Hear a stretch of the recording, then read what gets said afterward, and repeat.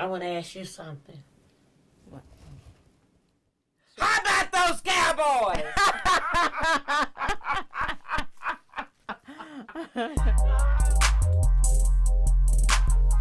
Carolyn M. Price, better known simply as Miss Price, is the Dallas Cowboys' #1 fan. She sat down with veteran Dallas media personality Angela Marie Madison for an in-depth interview about her new biography, Priceless Dream, the story of the Dallas Cowboys' #1 fan. I'm Angela Madison, and I had an opportunity to sit with the Dallas Cowboys' #1 fan, Miss Carolyn Price. In part 2 of this 3-part interview, Miss Price explains her reason for telling her story, her philosophy about treating people the right way, and her ongoing relationship with former players and their families. This is part 2 of the Priceless Interview. So the message that you want people to have, in particular from the book, but just as a reflection of your life, what do you want for someone who, maybe is not a Cowboys fan, but they see this book on the shelf? Why should they pick it up? What would they get from this book? They would learn that they can do anything and God is real.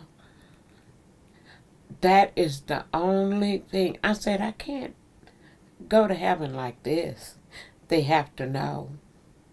And what then exactly those they have that to know? wasn't so kind, that's who I want to read. They go like, oh my God, I didn't know she went through all that. Why did I do that to her? Sometimes people do things out of maybe jealousy. I don't know why they do Were it. you ever broken in the midst of this? Because we see your victory, but sometimes when you're going through so many things, and you just said some people who weren't so kind, was there ever a point that you were broken in the midst of becoming the matriarch of your family to now? You mean like want to give up? Give up, or just someone really just took you there, made you feel like you weren't worthy, maybe? Sometimes I might, but every evening when I would come in to retire for the evening, I would always talk to the Lord. I said, okay, now what's going on? If there was a problem, I said, okay, what's going on now? What do you have me to do? What am I doing wrong? And it would always work out. That's where now, Angela, that I see, sweetheart, that everything that happened in life for me, for you, there's a reason. And then once, as my grandmother said, once the dust settles, you go like, okay. See, if I hadn't have been at a certain place at a certain time, maybe someone wouldn't have recognized me. I was being me, and I still am. So, like, your name is Angela, right? Yes, ma'am. So, I say, Angela. So, you go on a year or two, and then you were standing at a stadium or something. I said, Angela. And you said, that's Miss Price. So, I knew then God had something to do.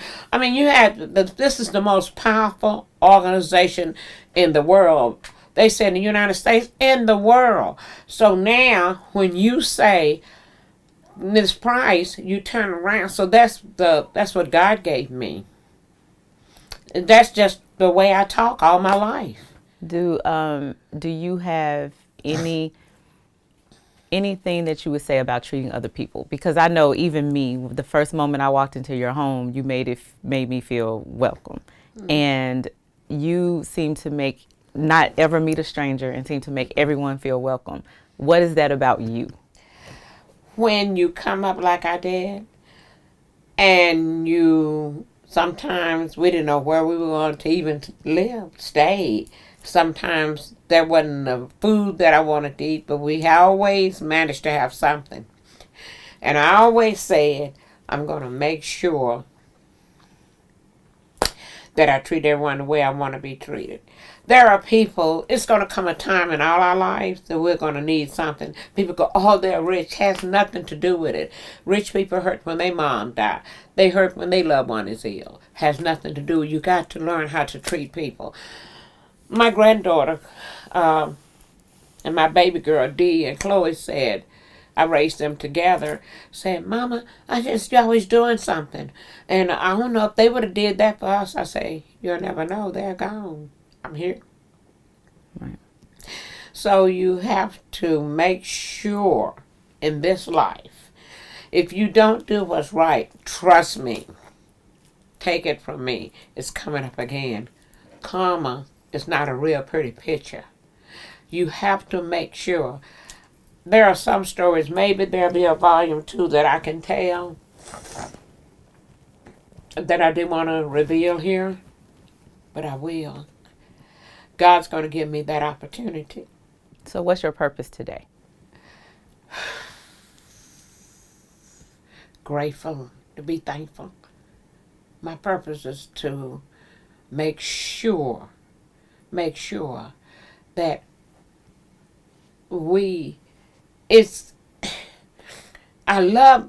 my purpose is I love the sports, but I think I love people more.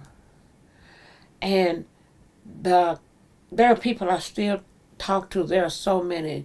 Oh my goodness, Jason Hatchett and Miss Danny White. It's just so many. The Cowboys did bring that together, but it don't make me not love you. I still speak with Miss Carter. I pick up the phone sometime and just call. There are kids that were in training camp that didn't make the team, that parents connected with me. Miss Price, we just shoot me a match, saw you on television. So my purpose is, I want to make sure the legacy that I leave will be true love, and above all, treat everybody fair, be fair. One of the most devastating things happened to me. I had a young lady that I thought was like a sister to me. Her mother was my pastor. And the things that happened to me damaged me. But God rose me above that.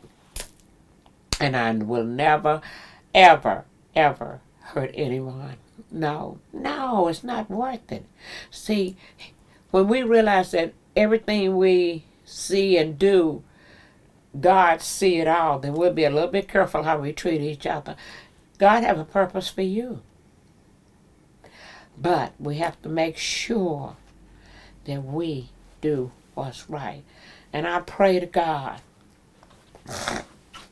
can't remember no money, I pray to God that someone says, wow, I want to know that God that she knows.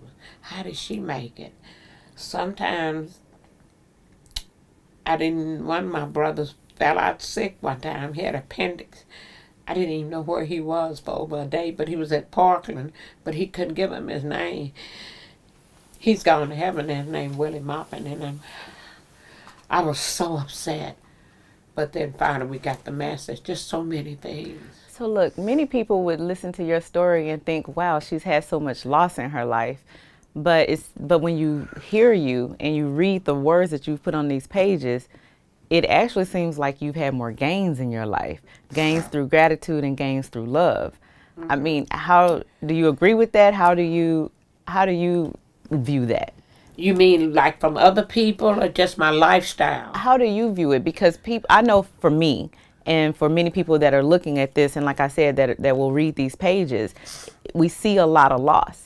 But then when you meet you and you get in your presence, it's as if you've had far more gains through gratitude, through love, through just connecting with people.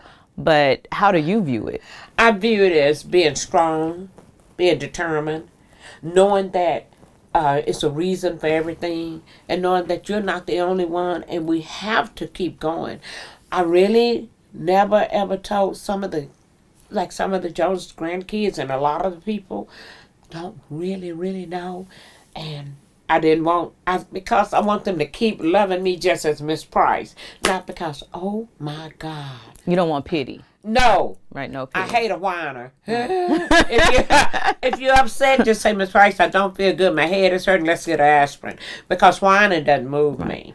But what about admiration? Because that's the space I'm in, and it seems like a lot of people have a great deal of admiration for you.